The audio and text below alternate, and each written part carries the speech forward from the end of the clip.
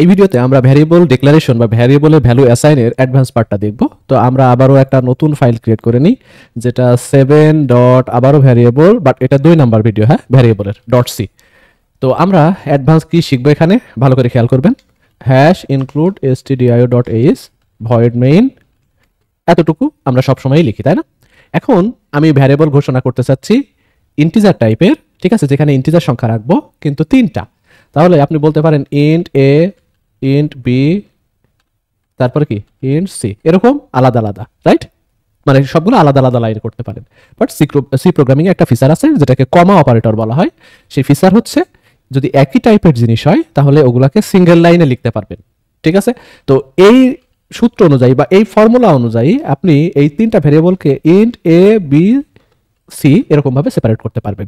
মানে বি এর জন্য আলাদা করে টাইপ লেখা লাগবে না। এখন দেখেন আমি কার্সর নিয়ে গেলে দেখেন আমাকে সবগুলা কিন্তু এই যে মানে বি এর সামনে ইন্ট বসায় দিয়েছে, সি এর সামনে ইন্ট বসায় দিয়েছে, আর এর সামনে তো ইন্ট আছে, তাই না? তো সেম টাইপের ভ্যারিয়েবল হলে আপনি কমা দিয়ে একই লাইনে লিখতে পারবেন, যেখানে ডেটা টাইপটা বারবার সবার সামনে দেওয়ার দরকার নাই। তো আশা করি বুঝছেন। তো এরকম করে আপনি ফ্লোটের জন্য লিখতে পারবেন, ধরেন যে ডি ই এফ, রাইট? তারপরে ডাবলের জন্য লিখতে পারবেন এম, তারপরে এন ও, এগুলো সব কিন্তু মানে ভ্যালিড ভ্যারিয়েবল নেম। তারপরে এখন আমরা ভ্যালু অ্যাসাইন করা দেখব। দেখেন এটা 0, এটা 3, মানে কি করতেছি, এ আর বি তে আমরা একই সাথে ভ্যারিয়েবল ডিক্লেয়ার করছি এ বি, এবং ভ্যালু অ্যাসাইন করছি, দুইটা একই সাথে করতেছি। সি এখানে 2, এফ এ ধরেন যে ফ্লোট তো তো এভাবে লিখলাম, তারপরে ধরেন যে 2.2 এরকম ইচ্ছা মতো আমি দিতে পারি। এখন ডি এরটা আমি নিচে দিচ্ছি, ডি এর উপরে অ্যাসাইন করি না, নিচে দিচ্ছি 12.3, তাই না?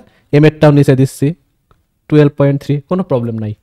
তো দেখেন ডি আর এম এ কিন্তু সেম ভ্যালু, তো এই কাজটা আবার ডিফারেন্ট স্টাইলে করা যায়।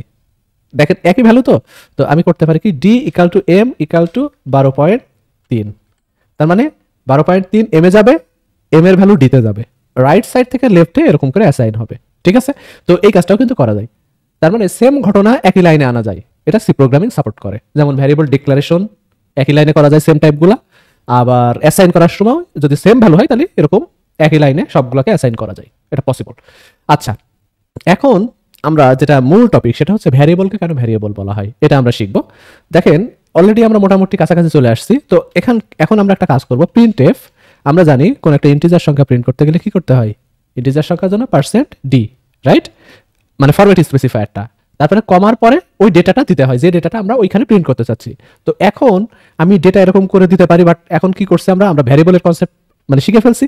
তো আমার ডেটা দরকার নাই, আমি ওই ডেটাটা যে ভ্যারিয়েবলে রাখছি সেই ভ্যারিয়েবলটা দিলেই তো হচ্ছে, তাই না? ওইটা হচ্ছে জাস্ট নাম ওই ডেটাটার। তো ডেটাকে দেয়া আর ওই ডেটার নামকে দেয়া একই কথা। তো আমি এখন জাস্ট বি লিখলাম, তাহলে কি হবে, বি এর মান কত, বি এর মান কিন্তু 3, সুতরাং এইখানে কিন্তু 3 প্রিন্ট হবে। তো আসেন আমরা এই কোডটাকে কম্পাইল করব, জিসিসি, এটা আমাদের 6 এর মানে 7 নম্বর আর কি, রান করেন, দেখেন 3, ওকে। এরপরে আমি কি করতেছি, বি এর মান কিন্তু 3, বি ইকাল টু 10 দিলাম, তারপরে প্রিন্ট এফ %d। তো আমি নতুন লাইনে যাওয়ার জন্য \n দিয়ে দিলাম সামনে, তার মানে কি হবে, আগে নতুন লাইনে যাবে তারপর প্রিন্ট করবে, তাই না? তারপরে আবারও বি।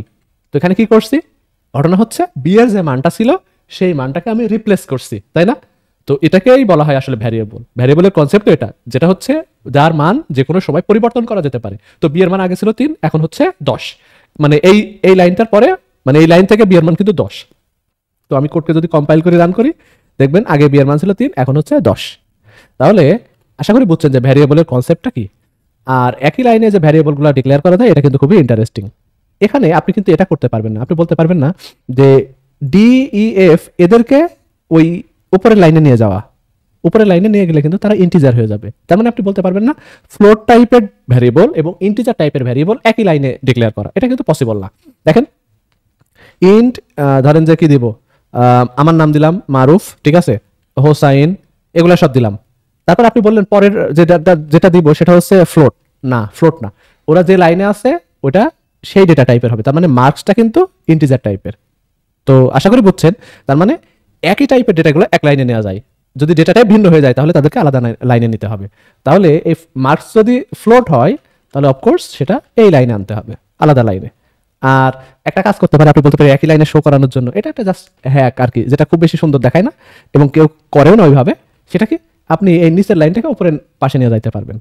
মানে সেমিকোলন, সেমিকোলন মানে কিন্তু লাইন ওখানে শেষ, স্টেটমেন্ট ওখানে শেষ, ঠিক আছে। পরের যেটা লেখা হয়েছে সেটা কিন্তু আলাদা স্টেটমেন্ট।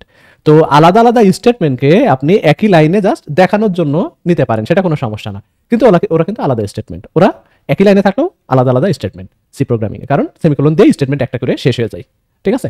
তো এটা আসলে কোনো মানে কোনো জায়গায় ওইভাবে দেখবেন না, আপনি জাস্ট আলাদাভাবে ভিন্ন ভিন্ন লাইনে এটা দেখবেন। তাহলে এই হচ্ছে মোটামুটি ভ্যারিয়েবলের কনসেপ্ট। তো আমরা এখন থেকে যে কোডগুলো লিখবো সেই কোডে সবসময় ভ্যারিয়েবলে ভ্যালু অ্যাসাইন করব, তারপরে কোডগুলাকে কি করব, মানে রান করব বা কোডগুলা সামনে আগাবো। এখন জাস্ট একটা জিনিস বলে শেষ করব। দেখেন এখানে মার্কস যে ভ্যারিয়েবল, এই মার্কসে কিন্তু কোনো ভ্যালু নাই, তো আমি এর ভ্যালুটা প্রিন্ট করতে চাচ্ছি, তো এটা তো ফ্লোট %f, ঠিক আছে, মার্কস। আর যেহেতু আমরা নতুন লাইনে নিব তাই ব্যাকস্ল্যাশ n দিলাম। তো দেখেন এখন কোডকে জাস্ট কম্পাইল করব, রান করব। দেখেন এখানে ডিফল্ট ভ্যালু আছে, রাইট, 0.000। আর একটা কি জানো, এখানে ধরেন যে সি এর মানটা তুলে দিই, দিয়ে এইখানে একটা কাজ করি। দেখেন কি করছি আমি, এখানে হচ্ছে সি এর যে মানটা, সিতে কিন্তু কোনো মান নাই, সেই মানটা আমি এই %d দিয়ে, যেহেতু এটা ডেসিমাল সি মানে ইন্টিজার, সে কারণে আমি এখানে প্রিন্ট করার ট্রাই করছি। তো দেখেন উল্টাপাল্টা একটা ভ্যালু আছে। তো আশা করি বুঝছেন আইডিয়াটা কি। তো সি প্রোগ্রামিংয়ে বাই ডিফল্ট আপনি যদি কোনো ভ্যারিয়েবলের ডেটা না দেন, তাহলে সেখানে গার্বেজ ভ্যালু থাকে, র্যান্ডম উল্টাপাল্টা যে কোনো একটা ভ্যালু কম্পিউটার জেনারেট করে রেখে দেয়, ঠিক আছে। তো আমাদেরকে ভ্যালু দিতে হবে, দিলেই তবে আপনি ওই ভ্যালুটা স্টোর করলেন এবং পরবর্তীতে ওই ভ্যালুটাই ব্যাক পাবেন। আপনি যদি ভ্যালু না দেন বাট প্রিন্ট করতে চান, তাহলে কিন্তু ওখানে একটা গার্বেজ ডেটা মানে প্রোগ্রাম মানে কম্পিউটার আপনাকে দিয়ে রাখবে। তো এখানে সি এর মান উল্টাপাল্টা আসছে, বাট সি এর মান পরে দিলাম 10, আর উপরের লাইনটা জাস্ট কপি করে নিচে নিয়ে আসলাম। তো এখন যদি কোডটাকে কম্পাইল করি, দেখেন এখন কিন্তু 10 আছে। তাহলে এই ভিডিওতে আমরা মোটামুটি কি শিখলাম, যে ভ্যারিয়েবলগুলা একই টাইপের ভ্যারিয়েবলগুলো কমা দিয়ে সেপারেট করে একই লাইনে নেওয়া যায়, রাইট। তারপরে আমরা এখন প্রিন্টএফ এর মাঝখানে ডেটা না দিয়ে ভ্যারিয়েবল দিতে পারি, কারণ একই জিনিস তারা, ঠিক আছে। আর কি, আর হচ্ছে আপনার গার্বেজ ডেটা থাকে যদি আমরা কোনো ভ্যালু কোনো ভ্যারিয়েবলে না অ্যাসাইন করি। তো এই হচ্ছে মোটামুটি ভ্যারিয়েবলের কনসেপ্ট। আর যেটা বলতেছিলাম লাস্টে, যেটা বললাম যে ভ্যারিয়েবল মানে যে কোনো সময় তার মানটা কিন্তু চেঞ্জ করা যাবে। তো আশা করি বুঝছেন।